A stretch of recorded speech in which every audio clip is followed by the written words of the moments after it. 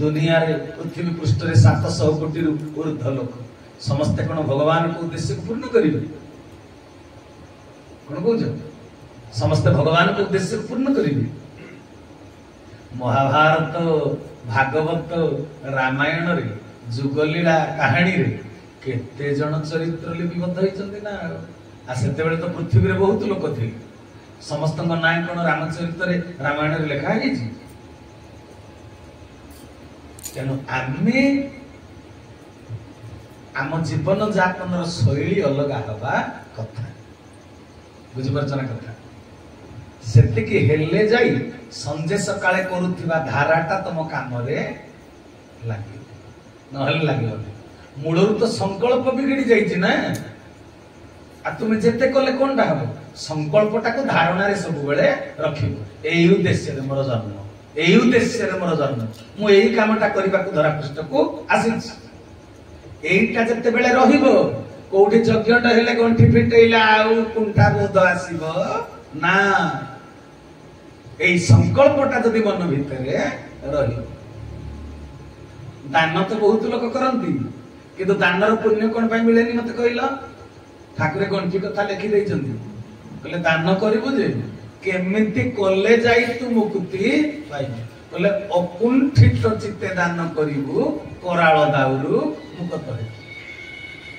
अकुंठित चित्त बाहाना बिल्कुल चलिबो नाही बहुत लोग बाहाना करंती जे बाहाना करिबा लोक सामने प्रभु केबे प्रकट होगंती नाही से केबे अनुभव सूत्र पाइबो नाही तुलसीदास गोस्वामी कहले मन क्रम वचन छाड़ी चतुराई भजत ही कृपा करत रघुराई मन रे कर्म रे वचन रे चतुरता छाड़ी दो चालाकी पुणे छाड़ दो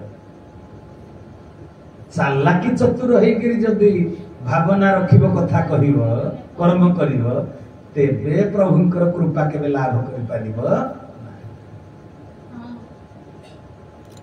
बुझिला कथा आहुरी अनेक कथा कहिबार अछि 9:10 होला चरमर वाणी की मरमरे भेद करिबो बहुत कष्टकर व्यापार तो मन सहित चैतन्यर संयुक्त होगा पाई प्रतिबंधक किए रहिला आम संकल्प जदि तुम संकल्प ठीक नहीं तुम भितर चैतन्य आसिले भी से फेरी जीवन ना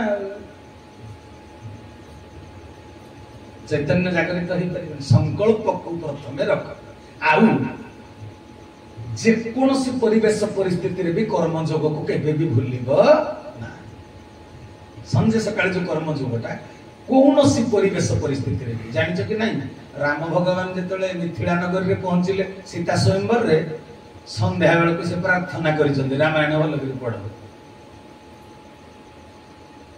विश्वामित्र को गोड़ घसी दउथिला अनुमति नेले कहले गुरुदेव संध्या हे गलानी टिके प्रार्थना रे बसु कहले जा रे छुए जा राम लक्ष्मण जा प्रार्थना करिबो भगवान साधारण मनुष्य को शिक्षा देवा पई जहा को पृथ्वी गोटाक जाक विश्व ब्रह्मांड प्रार्थना करूची सीए गले प्रार्थना करिले आज से जदि मानवीय लीलाटा आचरण रे न फुटेइबे आउ साधारण जनता पुराण पढ़ी के शिखिबे कोनटा तन सीए गले प्रार्थना करिबे जेते बेले चैतन्य सत्ता आम भितरे पूर्ण भाव रे प्रतिफलित हेइ जिवो सेते बेले ठाकुरे जो गुडा को दैचंदी उपदेश एक नंबर चरमटा टोटल होची सार कथा जे जानि कि नहीं कहले तू ए भली भाबे कर्म करिबी जे भली समस्तन को भितरे थिबा अहंकार अभ्यास सूत्र द्वारा दबी आमे कर्म करिबा अन्य भितर अहंकार दबिबो माने सुइच तू चिपिबु बॉल हियाडो लिभिबो छोटिया कथा हिची भगवान निजे जुगे जुगे राम आ कृष्ण मुदा कोन आम गुरु भाई भौणी मान कथा कहिबी मु कोठी गुडे रामचरित्र रु आख्यान कहउथिली कि मते मझिरे अटकेइले देवगढ़ यज्ञ राम हनुमान कथा कहला कहउछनी ठाकुरन को कथा को हम कोई ना थिलो बदे कि थिबे मु गुरु भाई को ना कोन से कहली राम अलगा कृष्ण अलगा हम ठाकुर अलगा ये कहलो किए कौन बुझीच कुह चरम सब लिखाई किए कौन बुझीच कुह मत कुह तापर मु कह राम केड़े छोटिया कृष्ण केड़े छोटिया केशव ठाकुर केड़े बड़ किए जानिछ कुह अनुभव रे किए मापिच कुह हैं एक ठीक कथा कह समस्त भगवान केते बेले को नाम धरी आसीचंते जेतिकी कला दरकार पड़े से सेतिकी यूटिलाइज करिछन केही बड़ नुहंती कि केही सान नुहंती मो पाखरे मो पॉकेट रे लाख टंका अछि मु जदि बिस्किट पैकेट टे मेरी गोल्ड किनिबी एटा 30 टंका देबी ना लाख टंका देबी तब 30 पॉकेट रे अछि बोल 30 टंका देबी मेरी गोल्ड बिस्किट ता पई लाख काई देबी मो पाखरे अछि बोली तेणु भगवान को पाखे पूर्ण कला अनंत कला रही सी किंतु जिते बड़े आसती जो जुग जी दरकार से कलाटा को सी खर्च करती बुझेगा चरम अलग पढ़व लिखाई तो पिता विभिन्न जुगरे विभिन्न नाम धरी धरा पृष्ठ को आसी तो पिता लिखिले तेरे पिता अलग अलग ना जने से एक आमे कहि परिबा जे कलिजुग विधि व्यवस्था पाई ठाकुर पूर्ण चैतन्य धरी कि धरा पृष्ठ को आसी ठाकुर केशव चंद्र जो ज्ञान रो परिसीमा हमकु देखै छन्ते या पूर्वरु जते अवतार आसीथिले केहि देखै ना आमे एभली भाबरे कहि परिबा किंतु अवतार को भिन्न बोली केबे कहिबो ना ठाकुर कहिबले कणी करे कहिले अतीत रे जहा घटी जाईतिला वर्तमान जहा घटुछि भविष्य जहाँ घटो से सबुर कर्ता हर्ता नियंता सी जड़े अन्य कहीं नुहे बोले छुआ छुआ नहीं रे जड़े मात्र लीला सबुठ मात्र जड़े लीला करुचे सबु जगह सबु जुगरे लीला घटी जाए नामर सुधामृत धरापक्ष झरी जाए धन तो पिता विभिन्न जुगरे विभिन्न नाम धरी विभिन्न अस्त्र शस्त्र धरी धरा पृष्ठ को आसीचन किंतु आज जेते बेले धरा पृष्ठ रे विद्यमान से सत्य शांति दया क्षमार अवतार बुद्ध स्वरूप रे से धरा पृष्ठ को आसीचंती बोली लिखि देले विभिन्न जुगरे तो पिता विभिन्न अस्त्र शस्त्र धरी आसीचन किंतु ये जुगरे से किछि आए तो पिता से जड़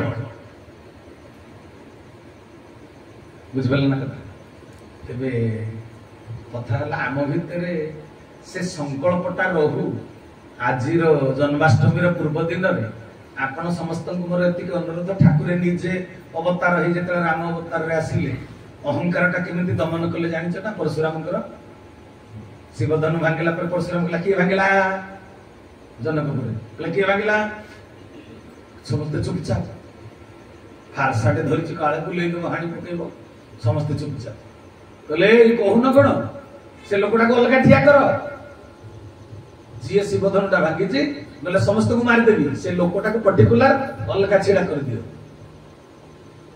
ये भांगी भगवान रामचंद्र कौन कहले कहले अहंकारटा बोले तिले प्रमाण अहंकार बिंदु विष भली प्रलयन करी ठाकुर चरम लिखिदे तिले प्रमाण अहंकार बोले जे प्रकृत रे शिष्य प्रकृत रे भगत जे प्रकृत रे परमार्थी ता भितरे लबे मात्र बड़ पणिया न थाए तिल प्रमाण अहंकार न थाए ठाकुर चरम रे लिखि दैछन कल्याण देली तत्रे तेबे जदि आम भितरे अहंकार पर्यंत अछि आमे भगत ना भगत